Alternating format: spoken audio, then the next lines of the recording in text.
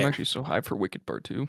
Me too. Mhm. I'm so Guess you get to see it 2 days early before it comes out. you, and I'm mad at you about it. Wait. Sam, have you seen the first one? I have. Oh, okay. So I'm the only one that hasn't seen it then. I'm gonna shut up. Oh, I was gonna be like, Sam, we're together. We can go watch. Brayden, I'll go with you. Me and you. I have no idea what's going on. I'm like, who's Glafira? Glathera. This is physically paining me that my husband is excluding me to go watch Wicked, and I can't be there to explain everything to Brayden. Yeah, but at the same time, aren't you just happy that I'm going to be watching Wicked? Yeah. No, that's okay because I'm gonna be popular. Popular. I'm gonna be popular. Be popular. And then I'll be Worst defying song in the gravity. musical. The popular. That's the one song I know. I really defying gravity is my favorite of that. It's so good. Dancing Through Life is goated. Defying gravity. As you can tell, I'm sick. I Oh. can't hit those notes But right I'm now. just It's Widow Auto. I'm actually so excited for For Good. I'm so excited for As Long As You're Mine. I'm just a Fiero simp, I'm realizing.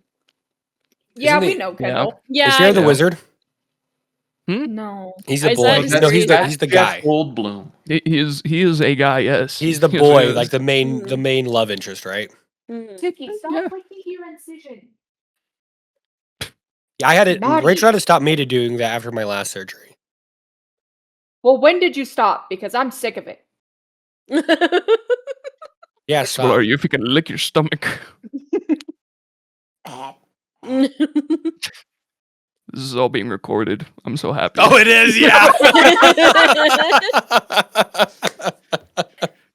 Sorry, Craig, forgot you were here. Sorry, Craig, and I already hit record on the episode. Ah, shoot, dang chicken that flippers. must have to be a cold open. Oh no. Just video evidence of Brayden trying to lick his stomach. like himself. And I don't delete the recordings. They are on my. Oh They, my gosh, every that's single so recording is funny. on my thing. So So is that our new clip that we're posting on the Instagram? I Yeah. could, if I wanted to, I could put it on the Instagram. I'll do it for when this episode comes out. I'll do an extra one. 'Cause I'm Oh, trying. that was- Thank Sundays you, are going to be my Hunter. my editing days. And will someone make a note at the bottom of this thing to clip that so that I remember in Oh, 3, chat, 4, clip 5 that. weeks. I'm starting to edit everything on Sundays.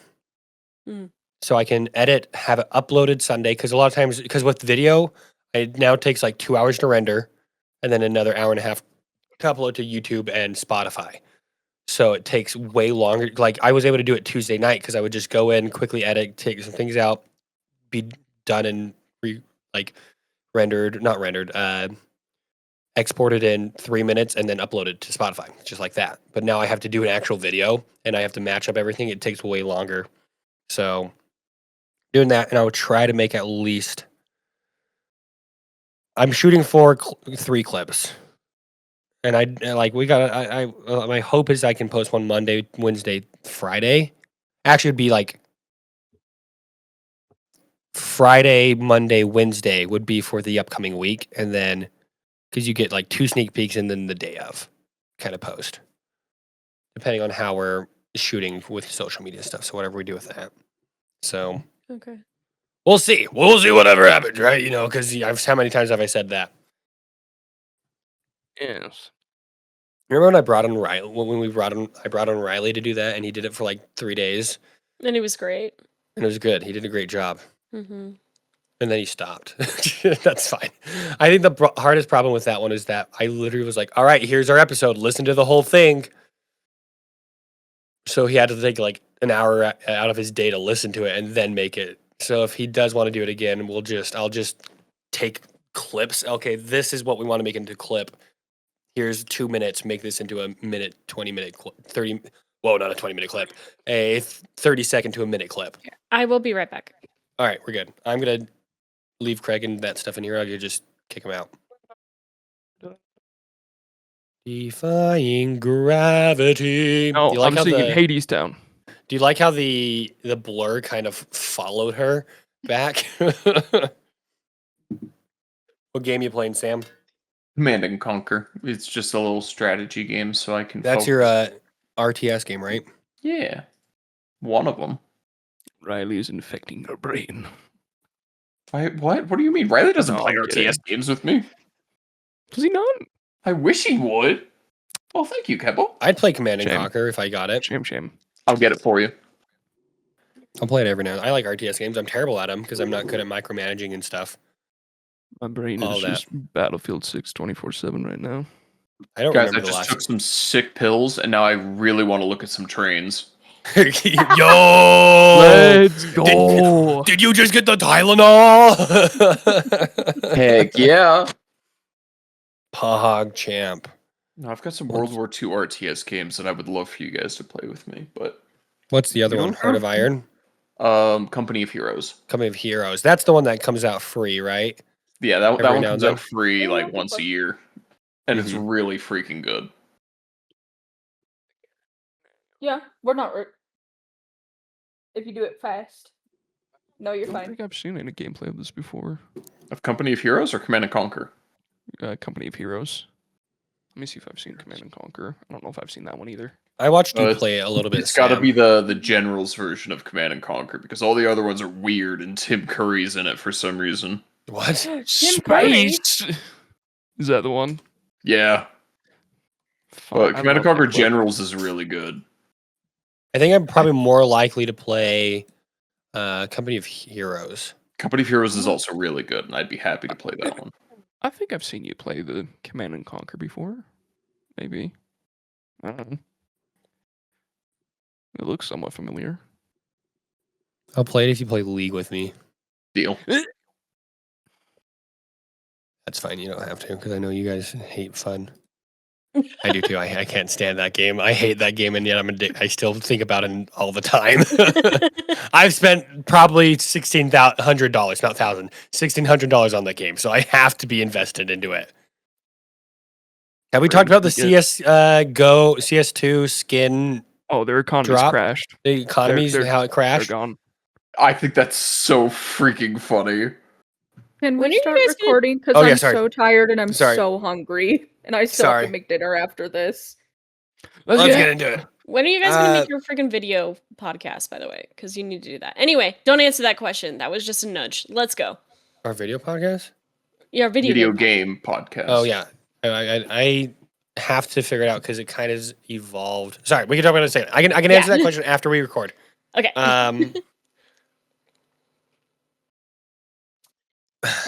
You guys ready? Shadow puppets in the background. Welcome back to Beyond the Tavern Wall. Just kidding. Welcome back, everyone, to Beyond the Tavern Wall. I am Braden Figgins, and we have some awesome things to talk with you about today. I know how to talk. I still have a cold. I am joined by Sam. Say hello. Hello. Kendall. Say hola. Hola. Haley. Say bonjour. Bonjour. And Hunter. So let's continue on with And He No, ran we're out of excited. hellos. Yeah, I ran it. I did. That's the only languages I know. Okay, Anyhow.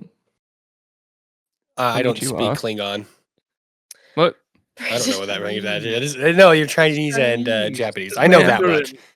Could you imagine I'm over here just that bad? And I just don't know. Like, I'm so uncultured here, like in America, that I just, what's konnichiwa? I don't know. Bless you. That'd be wild, but also on par for our education system. So we are going to be talking about today. All right, everyone. We are going to be talking about optimization in your and unsupervised optimization and a little bit of everything that goes on that with creating your character, your party, stuff along the lines of that, because there is sometimes a thing in D&D where it becomes a big problem. I would say more like where if someone will do the example of a power gamer, your min-maxer. We've talked about min-maxing a little bit beforehand, how that could potentially be a problem for your DM and for the other players. Hunter, I'm looking at you. Just kidding, you're not a problem at all. Hunter's a good min-maxer. He's the one where we'll talk about how you can do it right, okay? So let's first talk about like some of the big archetypes that are of these unsupervised, optimized characters. Okay, so you got. Actually, we'll ask. Well, I'm not going to look at the outline. I'm going to ask, what are some of the big ones you can think of, and you guys can look at the outline. Mentioned power gamers. Mhm. There's always the murder hobo, which I Yep. had to kind of deal with the other week. Oh yeah, we can talk about that after how that went. What? He had I DM'd for his ran. cousins. I Yeah. DM'd for some Oh, cousins. I thought we were in Oh. trouble for something. I was Yeah, I like, was did like, we what? just Do I not remember? We need to talk about what happened last week, guys. Oh, no. We didn't play last week. Joke's on you. Ew. Exactly. That's why we need to talk about it. Yeah, you have that. You have your rules lawyer. That's a big one as well. But that's not. How is like a rules lawyer an unsupervised, optimized person? That's the word I'm just going to like use. an archetype of a player, like And just some of that's those a better word. stereotypicals, like it's that one guy that everybody talks about when they're talking. Like, I watch a lot of social media videos, and everybody's always like that one guy at your D&D table, just that. And you know exactly who they're talking about. Yeah, Yeah. yeah. He's Hunter, I definitely remember wearing who an. put this one down. Oh, sorry, go ahead, Kendall. He's definitely wearing an unsupervised fedora because I did not supervise. I did not. Actually, presents. Actually, hello, princess. Is that fedora registered with the state? No, we're not doing that. I will have you know that I'm a moderator in Pokemon's Twitch chat. Oh gosh. I moderate 5 Discord servers. You know how we Very talked about prestigious. who put this one down on the list? I think I put both of these down on the list now that I'm thinking about it. I know that you put this one down. Yes. Did I not do the other one? Okay.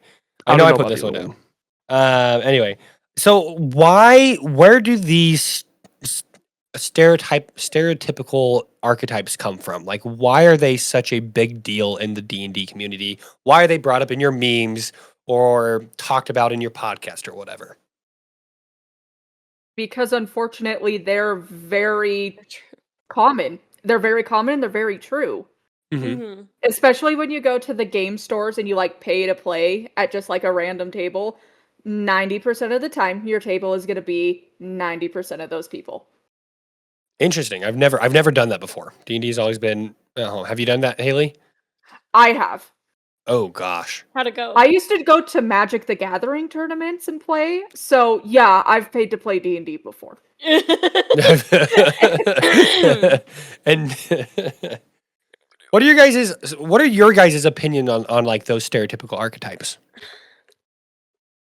I can't have one because I've never experienced that in D&D. I've experienced that archetype in theater, which we have discussed the theater D&D pipeline.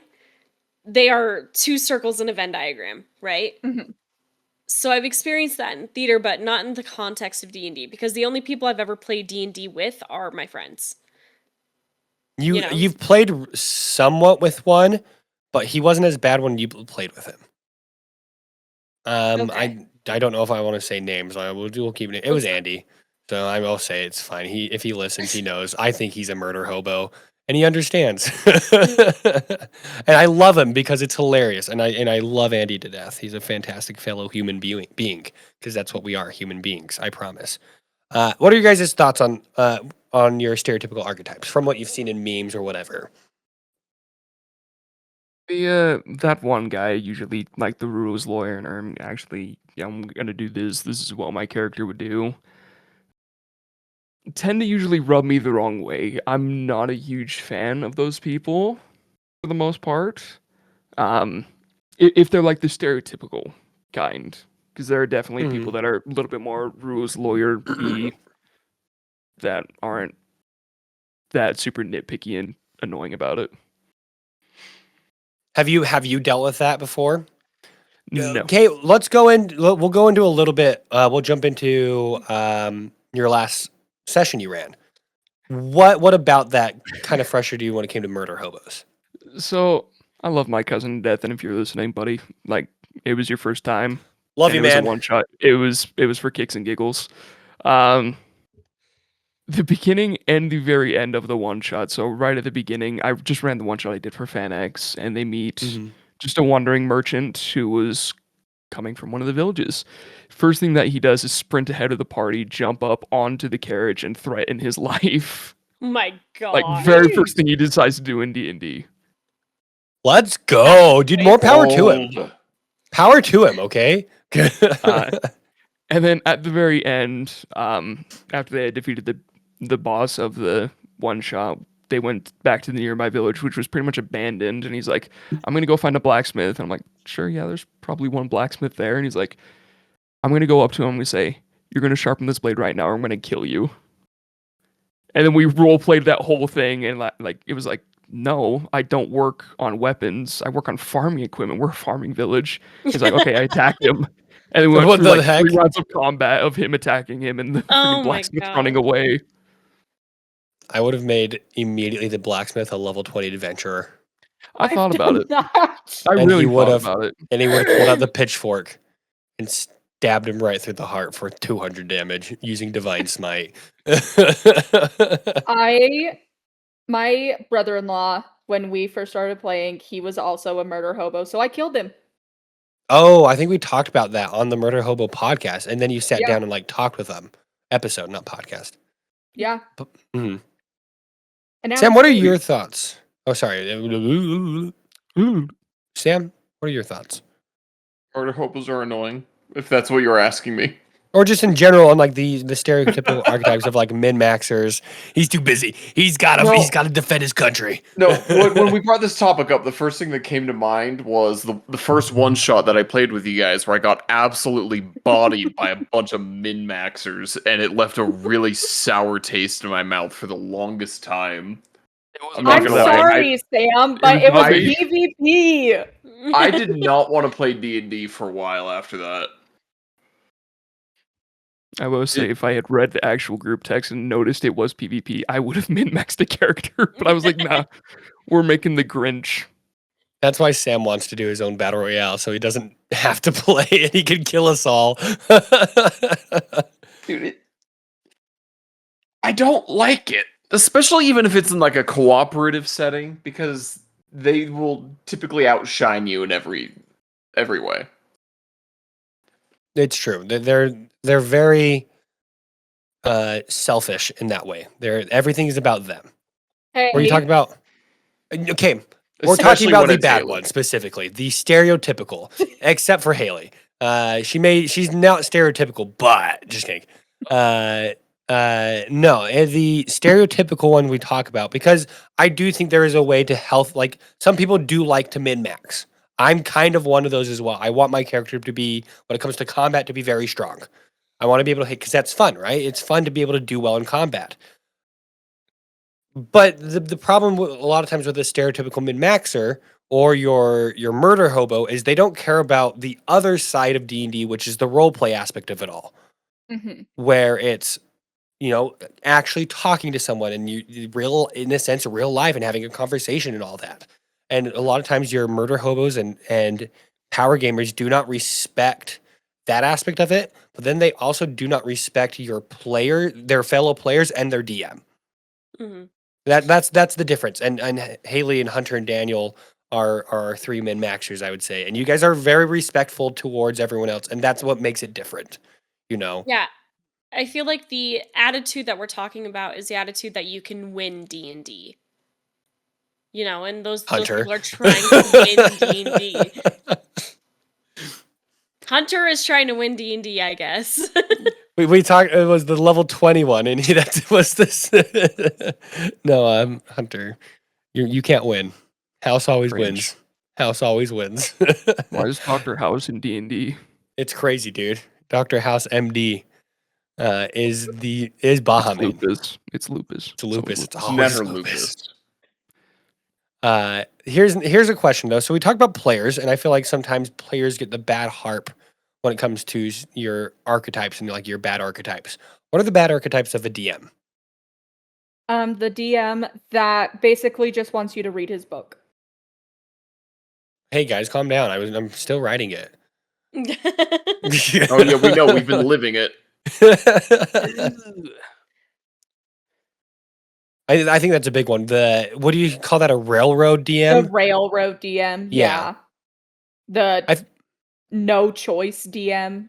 I feel like that's a big. I feel like Railroad is very umbrella, maybe as well, because then you could get down to the. I want you to play out exactly how I want to play it out. The no choice or the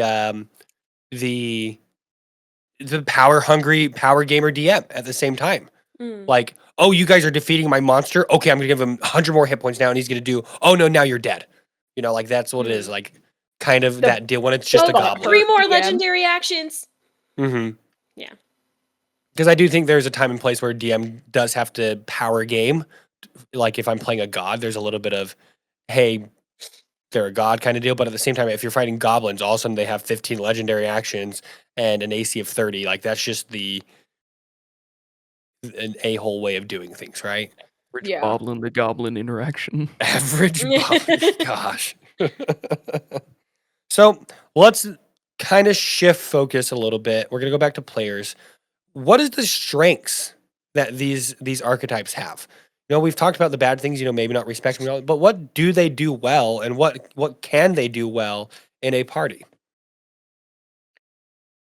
Defense of the rules lawyer, I feel like they can also bring to the table like a bunch of forgotten rules and things that people may have glazed over that can be really beneficial to both parties.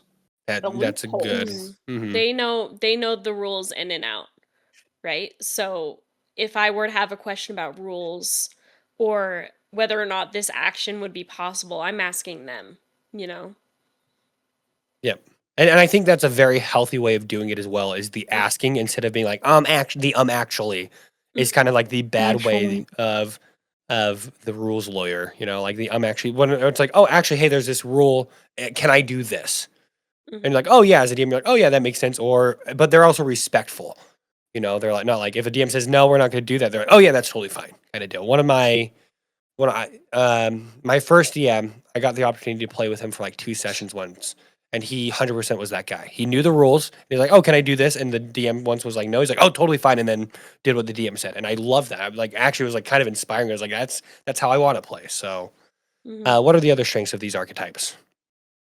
Your min-maxers. As a min-maxer, I love to help people create their characters. When we were at FanX, there were a couple of people that made level 3 characters that they had to hurry and boost to level 10, and I immediately jumped in to help them because I love building characters. Can I ask how many characters you have? How many backup characters does Haley have? Let me open my D&D Beyond, because up here, unlimited. But I was about to say, holy actually chicken! Written, I have 15 characters made on D&D Beyond right now. Oh my Okay. gosh. Okay. Good for you. How many Just of in those are case. in use? How many of those are in use? 3? 2. 2. Yes. I guess 2.5. One is kind of in limbo, so. Okay. Campaign on pause or something? No, the campaign is going, but we switched characters halfway through. Oh, yes, I remember that. Yes. Yeah. Okay. Hi, baby. What else? Let's look at. Oh, hello, Suki. What about? Is there anything good about murder hobos? No. Luke, I mean, I guess. I can't Yeah. think of anything. If you really don't want to do combat, they'll get through it real fast, I guess. I don't. I would not consider that a positive at the same time Yeah, because I don't know. they're in combat constantly. Please don't Here's the do that. thing. Like, if my cousins are wanting to do like a long-term campaign, we are going to have a very serious sit down and chat and be like, hey, you can. If you do, there's going But to be very should severe you? consequences. Like, I'm not just gonna let it happen and just, oh, you guys killed a dude. Great. Like, you're actively committing murder in a village or something like that. Like, the authorities are gonna come after you. You're gonna get arrested. Help them understand. That's again the point. We talk about this a lot. The importance of session 0, setting your expectations with them, and then they understand. Oh, hey, like there are consequences if you set that beforehand with any of these archetypes. Usually, you'll get a good result from it.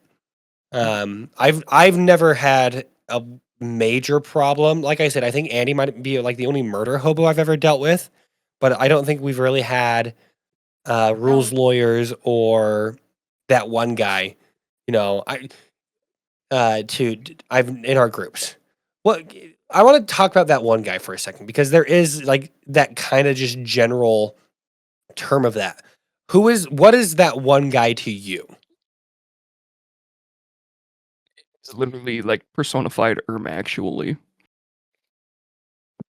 Okay. That's really what I think of. Mine is to play the devil's advocate and arguing with the DM. That's that one guy. Okay. That one guy is like the murder hobo, oh, I was an orphan and my parents were killed in front of me emo guy. Character would do. And then their character just so happens to be their long lost brother who's seeking to avenge their next character. The spotlight Yeah. stealer, essentially. Yes, that's a good Yeah. one. Yes. I think my one guy as a DM is the person who cannot take a session serious. And it's just like, what, Hunter? No, it's not you guys. I don't think you guys. I will say our last session was very frustrating because I think we did hit that one guy for me where we could not take it serious at all. It was frustrating. Like that's kind of why I'm burnt out a little bit right now, as I was like, oh, I can't, like, I don't want to do that again. We're in a kind of a serious part trying to figure out where to go, and I felt like we got nowhere. But overall, again, that one guy is not personified in our group. Just because you like do one thing and all that stuff, like it's not a problem, like overall, I see it through like, and I think about as I've thought about like what do I not like in players and all that stuff, like when I set my expectations, what am I trying to get at and what am I trying to not get at with the players? That's one thing I do. I think humor has a place. We talked about this in one of our last episodes. No, we talked about, I think it was the episode that actually, as of recording, came out last week. No, I edited yesterday. That is what it was. So one that will be coming out this week as of recording, 4 weeks ago as of the publishing of this episode. We talked about there is a time and place for humor and there's a time and place for being serious. And the people who have the balance of that are so fun to deal with.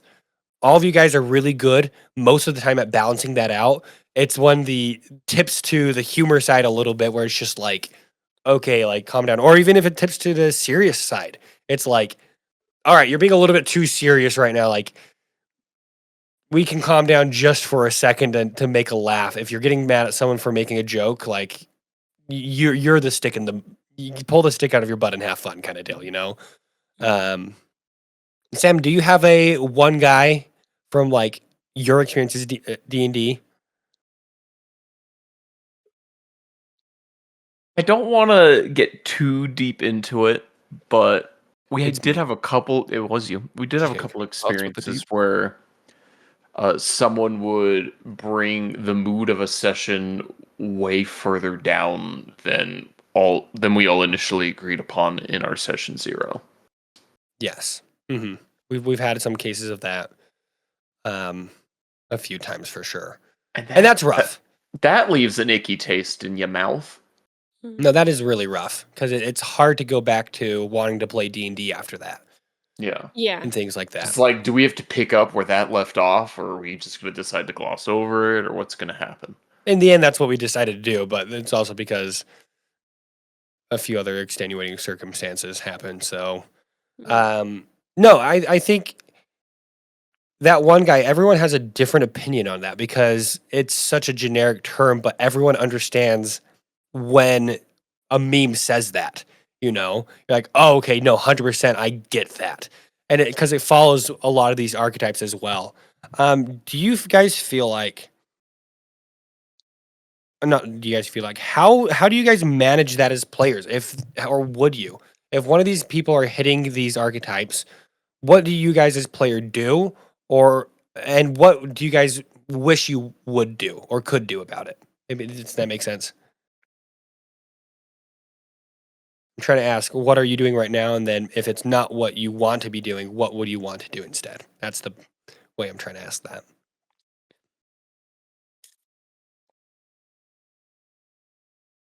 I mean, I haven't had to go that route and go and complain about something in our party.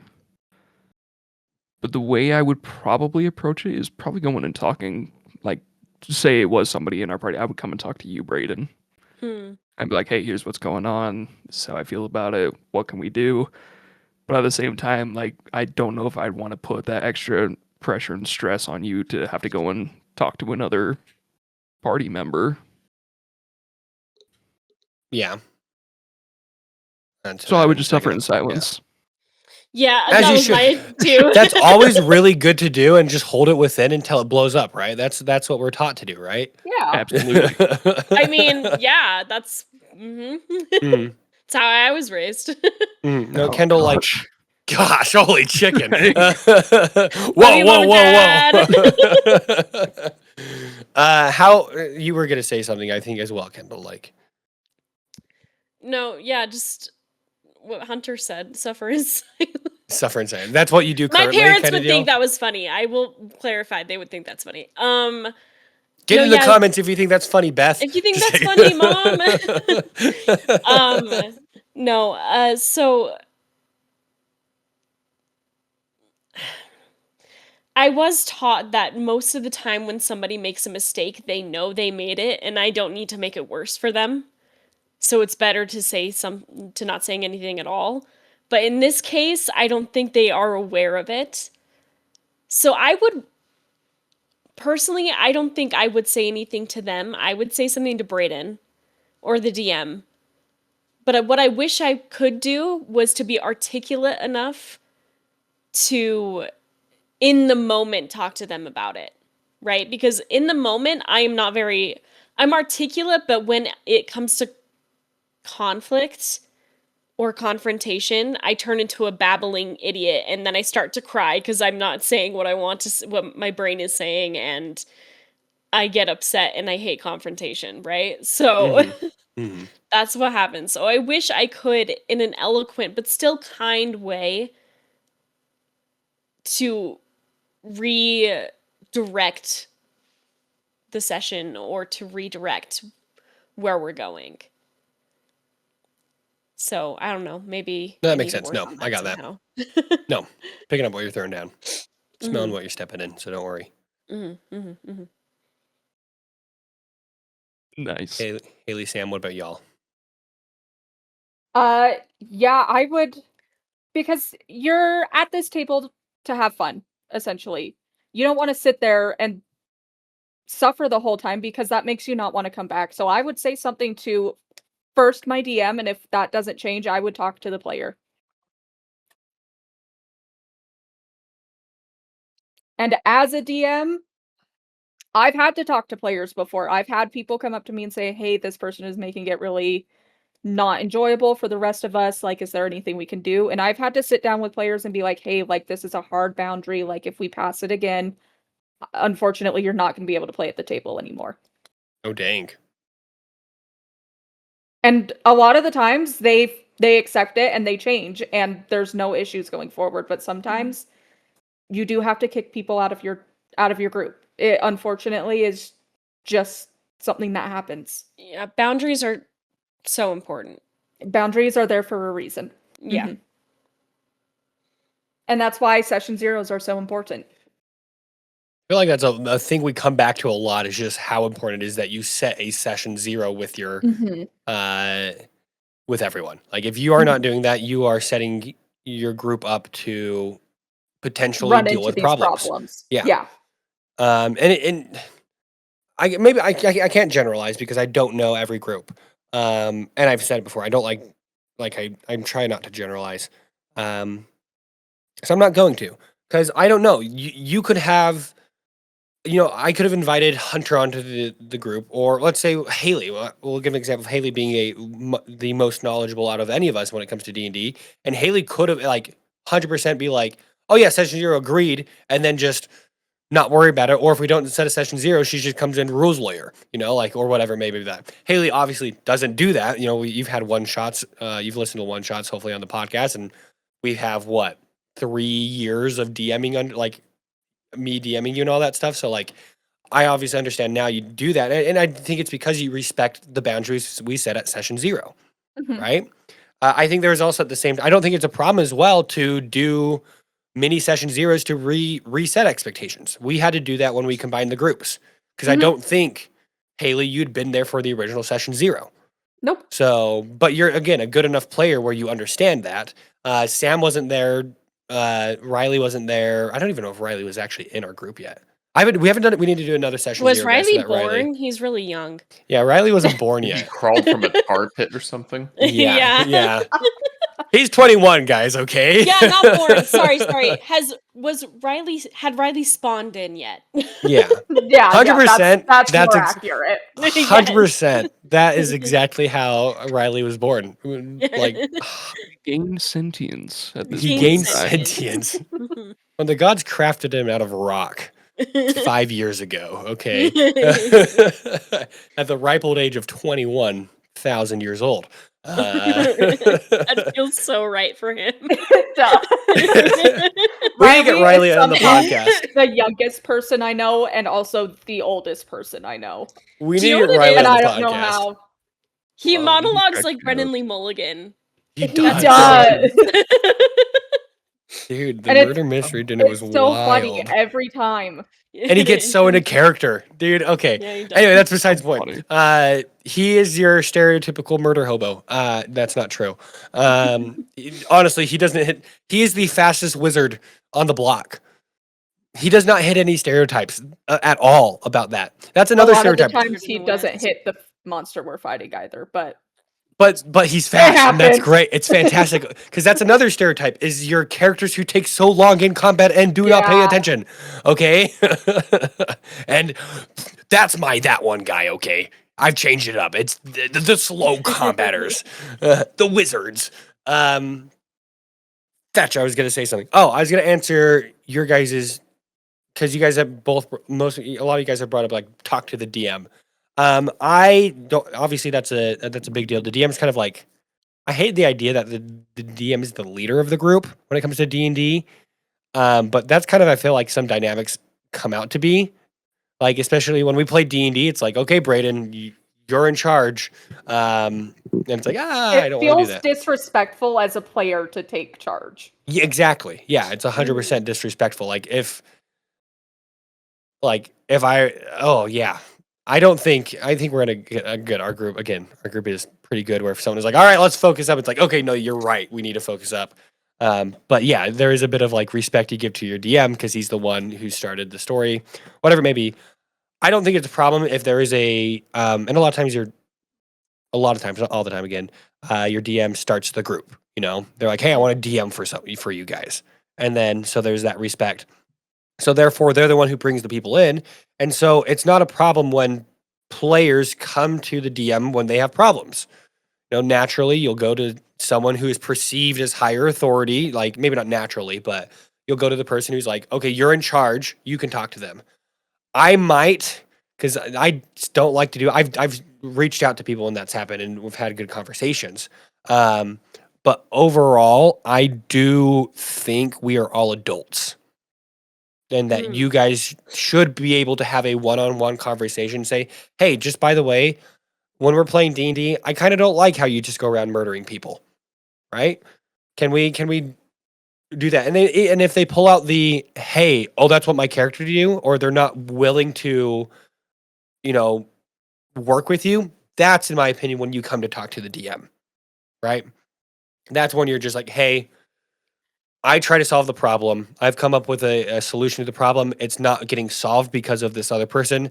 You, the DM, the quote unquote higher authority, need to kind of smack down a little bit, right? So in a loving and respectful way, preferably sharp dice in their eyes. But that's besides the point. With metal D4s on the floor, they have to walk Oh. across. Okay. Ah! I know, dude. D4s are a The banned ones weapon. that aren't sanded down, like the sharp ones. That's the only ones I have. Oh, dude, look how sharp that looks. Jeez. Oh, That's jeez. what Kevin should have used in Home Alone. Yeah. It really is. Instead of nails, you know. Yeah. A bunch of D4s. These are I've stepped on baby. plenty of nails before. Doable. Fine. A D4s. D4? Absolutely not. So the next, going off of that, like being able to, as a player, deal with it on their own. How do you deal with it in game? How Oh, can you use, let's say, Backpack Boy is a murder hobo. he How can you is. guys utilize that as a plot point in your game? Therapy. I think it could potentially provide an awesome roleplay opportunity where, let's say, you guys are like, hey, we don't appreciate this. Like, why are you doing this? And you like allow yourself to do a conversation about it. Obviously, there are, again, An some external intervention. factors, an intervention, or you just sit down and talk about it. There are some external factors that you need to deal with because if it's the player who's the one doing it, then you're like, hey, but it could lead to a specific party dynamic. Oh, hey, my character steals the spotlight all the time. Okay, well, the person who keeps getting the spotlight, maybe in game is just like, hey, shut up. Like, I'm talking here or whatever. Like, bring out the, like, that dynamic between the party where you can create this interesting story and involve that. And now you're like, okay, how do we build up our relationship from that? Right? Mhm. I think that's a way. That's kind of my thought as well. What are your guys' thoughts? No, yeah, that's what I was gonna say. I just was a little worried that it would be too extreme. But We're on a podcast. Share your extreme thoughts. Woohoo! I think if they're gonna go, that's what my character would do, then I would go, well, my character wouldn't be friends with you. You know, my It's character wouldn't want to talk with you. But again, two wrongs don't make a right, you know? It would just make the problem worse. it's so weird to try to do like in character. It can happen. I personally would hate having to do it out of character during a session Mm. because then it just kind of derails everything and throws off the vibe for the whole session, and then it just kind of sucks the rest of the Yeah. night. Yeah. I'm also thinking of I've seen it happen. it. Yeah, it happens. Right. I'm also thinking of you have a conversation with the player outside of like the session and all that stuff, but then you can also be like, okay, and if they agree, then you can be like, how do we? Obviously, these things have happened. You've been a murder hobo for 5, 6, 7 sessions. What can we do to tell a story from that? And you sit down with them and you're like, all right, this is what's going to happen. I'm going to do this next session. Because I don't think it's a problem to plan that stuff a little bit, to maybe not like derail things. Like, I don't think it's a problem when players plan outside of session and meta knowledge that a bit. I think that's 100% fine. So you can plan that out and be like, hey, I don't like how you murder hobo. And they're like, oh yeah, I will stop that. Then you talk, hey, this is canon in the world already. Maybe our players now have a little bit of animosity towards you. Not animosity. Is that the right word? Yeah. Animosity towards each other. And then we can build off of that and our party grows closer because we worked it through it. Instead of just, turning a blind, like pretending it didn't happen when it actually happened. Mhm. Any other thoughts with that?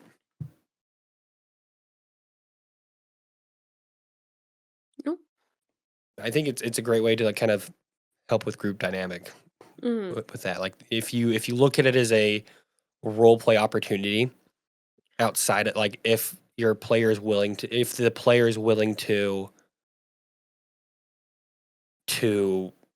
is understanding, that's what I'm looking for, then yeah, it's a great role play opportunity. So any other thoughts about this topic before we end? Sorry. Good. No, We talk sir. a lot about murder hobos and like power gamers a lot because it's a prevalent part of D&D. Haley obviously said when you go pay to play, there's a lot of people like that, which honestly makes sense at the same time because when I think of the people, maybe this is me being a complete stereotype. Like if I'm being an a-hole, tell me please, 100%. My quick opinion is like It kind of makes sense. The people who are paying to play D&D, I feel like are 100% those people. We're like, Well, ah. I think a lot of the problem is with those pay-to-play tables, you don't have a dynamic beforehand. Whereas if you're playing with your friends, you know how to work together. So Mhm. you don't have those like clashing personalities. But at a pay-to-play, you're playing with people you've never met before. That's a much nicer way to put it instead of being like, oh, they're just all a-holes and making Okay, a but- generalization. Think that FanX is also pay-to-play. I guess, yeah, that's a good point. And I've never had a problem at FanX. I've had some, I but not to one the that was point that it iffy. has completely derailed the game. I think at this year, the guy was like, oh, but the rules say this. I was like, oh, you're right, but we're doing this. And then they were okay with it. You know, like Mm-hmm. that's the only time I've ever had like a rules lawyer at my table. So, but yeah, that is, I feel, for some reason, I feel like FanX would be different though. Cause they like, I don't know. Maybe it's just because I'm trying to live in my own little world that I created that it is different, right? Because I've never gone and done a pay to play at a game store.